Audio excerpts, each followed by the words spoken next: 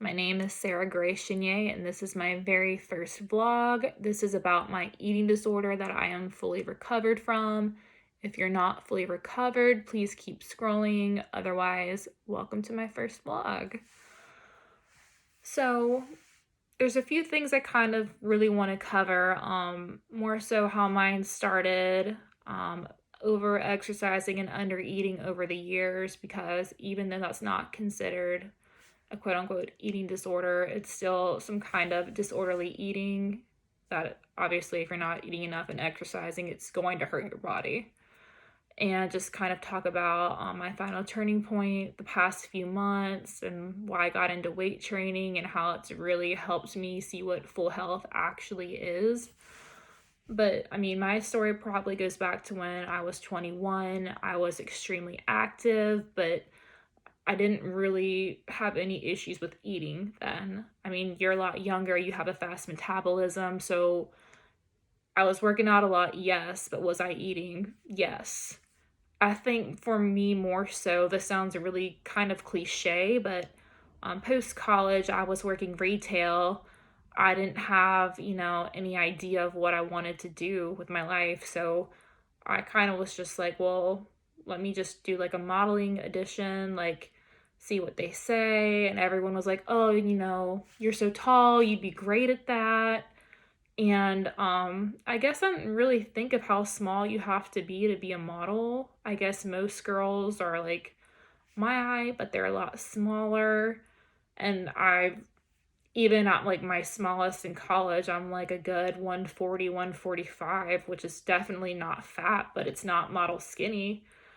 And so I went to go try out, and the first thing the lady tells me is, wow, you're going to have to lose at least 10 to 15 pounds ASTAT. So I'm like, okay, that kind of really hurts because I worked really hard to get into good shape. Because beginning of college, I mean, like I said, I was never fat, but I was definitely curvy. I've always been tall and curvy, and I worked hard to get healthy, not for anyone else, just to feel good about myself. And it hurts to have someone tell you that you're not good enough. And so I did not pursue this modeling company, but it did really affect me. And I mean, at this point, I wasn't really having time to exercise like I wanted, but I was definitely not eating to what I was exercising to. And that's where it kind of started. So my first trigger was definitely body image. And then my second trigger was definitely control. Because I mean, I'm a little bit younger. I feel like all my friends had their careers and I'm stuck working retail. Like Sarah has no fucking idea what she wants to do. And so I kept not eating, I kept working out, I kept dropping so much weight. And it was weird because I was telling myself, like, just drop a few more pounds, you'll be fine. Like, you'll show this modeling company that they're missing out, like they'll totally want you. And I don't know why I thought that, because fuck them. Like, I should not have had to lose weight. I was perfect the way I was, but in their minds, no, like, you have to look how we want you to look. But I think my turning point was I went to go visit one of my college friends, and she just kind of looked at me asking me if I'm okay. And I just confided in her. I'm like, this is not me. Like, I don't know what's happening. I feel like I can't control it. And then after we had a talk, I feel like I was fine. I just wanted to get back to normal, and so I did. And so that time really wasn't that bad. And then a few years after, I mean, I still had negative thoughts about myself, but I was still eating. I worked out when I could, and it wasn't a huge deal to me, but I still had very bad body image issues just because of what one person has told me. And past probably 3 years ago, I mean, I was working out, but I didn't really have a good diet, and I could tell that I was gaining weight, and I didn't care, but at the same time, I did care. And then, about 2 years ago was when I had this really bad relapse, and this is when I had completely lost my health that I talk about on Instagram. And I mean, what I did was just like I was just having a really, really bad body image day. And I mean, like, I was tearing myself apart, saying like, you can do better than this. You need to look better than this. Like, let's figure something out so we can drop some weight. And I found this diet, and it's like this what Victoria's Secret diet, but anyway, it was probably about 900 calories a day.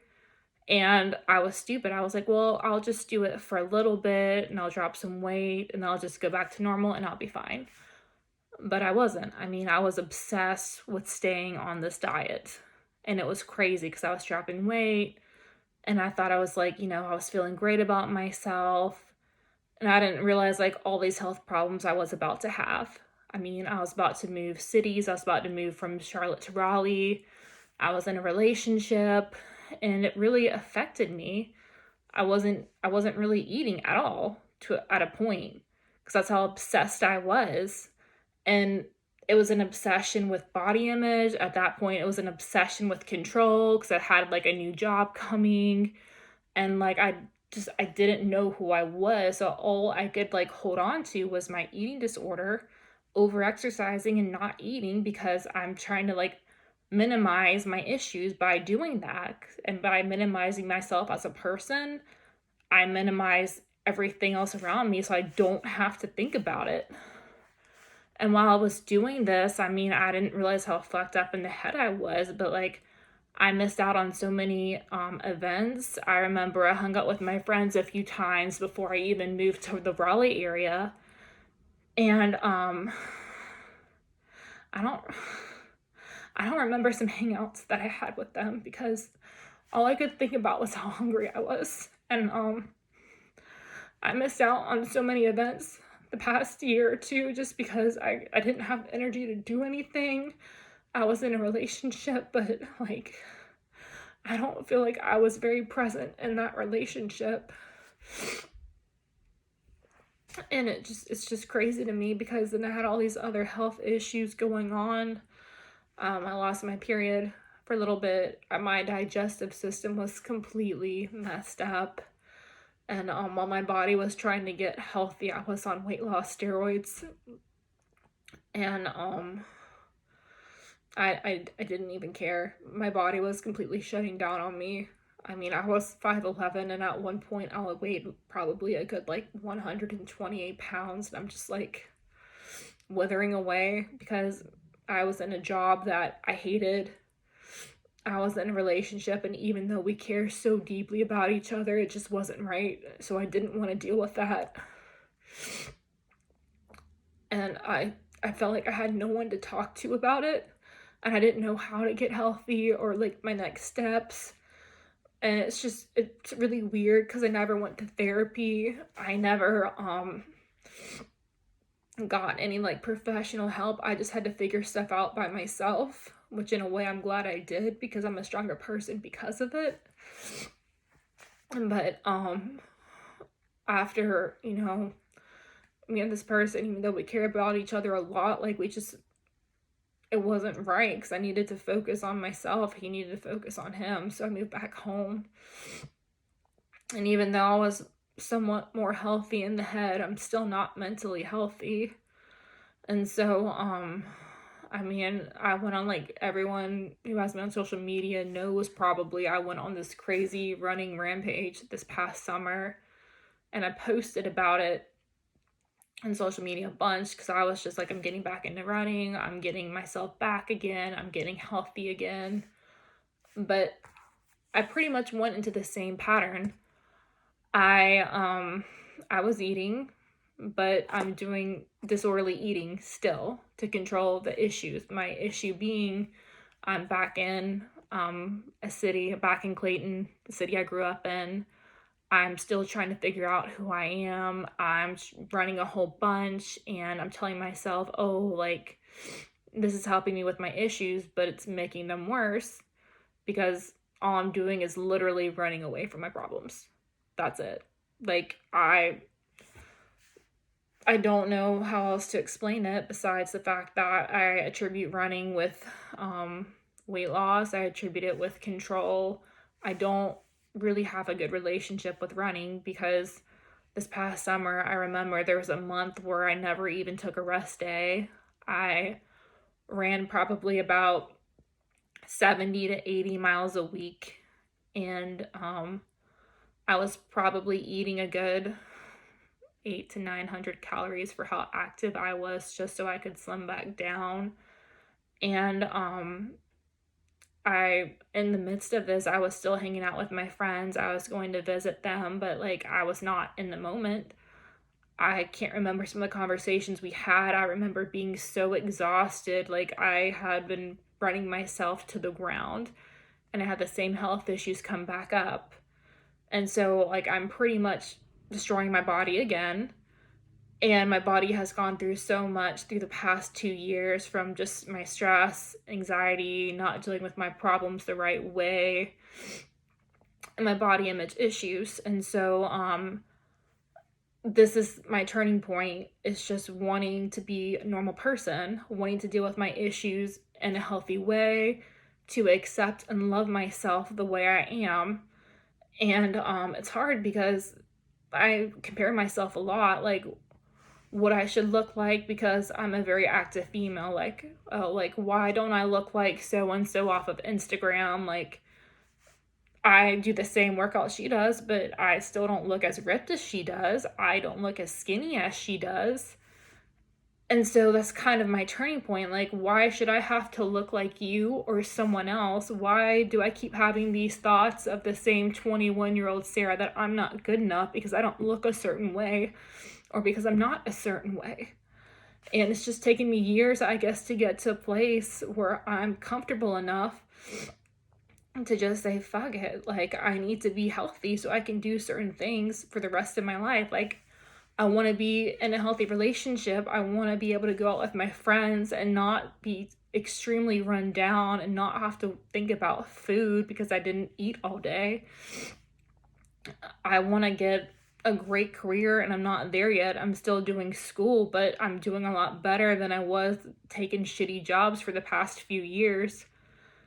And it's been a breath of fresh air, honestly, just to focus on loving myself and to stop doing all these crazy diets, all these crazy workouts, and just to focus on getting stronger because with weightlifting, like you can't cheat getting muscle. Just like with running, I mean, I would cheat myself to lose weight by not eating.